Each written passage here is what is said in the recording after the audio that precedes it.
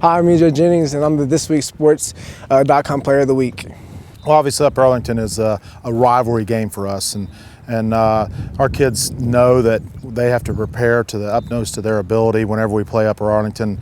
This year, we happen to be on our game a little bit, maybe more so than what Upper Arlington was, and the results obviously speak for themselves, and the game that EJ had speaks for itself. But we had been gaining some momentum leading up to Upper Arlington for the three previous games, and we felt like that Friday night, if our kids stayed focused, we would have a chance to win, but we certainly had no idea that it would end up the way it did. We came out and scored very quickly, and our defense held them, got a quick 3 and out, and we were just not letting up on Upper Arlington. All in all, it was just a great team win, and my offensive linemen and D.D. Clark and Bagginstill, they were just throwing some good blocks for me, and I was just picking off of what they just did and just trying to make plays. I'm just happy to see, for him especially, that some of the hard work he's been putting into practice over the last 3 or 4 weeks especially are paying off for him. I think he struggled a little bit in practice early on in the season and was maybe not seeing the rewards on Friday night of that, or maybe he was seeing the result on Friday nights of not practicing so hard throughout the course of the week, but he's really turned it on the last 3 or 4 weeks in practice, and I think you can see the results of that on Friday night.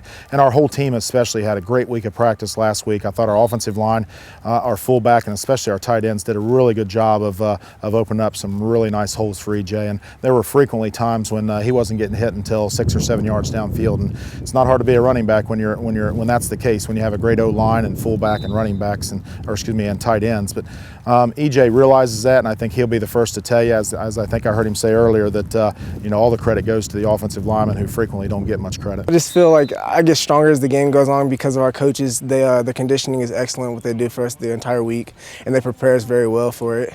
EJ's done a great job. He's he started for us for 2 years, and then last year during week 5, I believe it was, he suffered a season-ending injury, so he really didn't get to play against our best competition toward the end of the season last year, and I know he regretted that tremendously, and I think could have helped our team a lot toward the end of last season. So I think he had a little bit of a mission to come out this year and have a great year, and I think he's done so far, but we still have a lot of work to do. We still have 3 games to go, and one of our biggest games is coming up this week, and I know he's looking forward to going out and playing and practicing just as hard for this week as he did last week.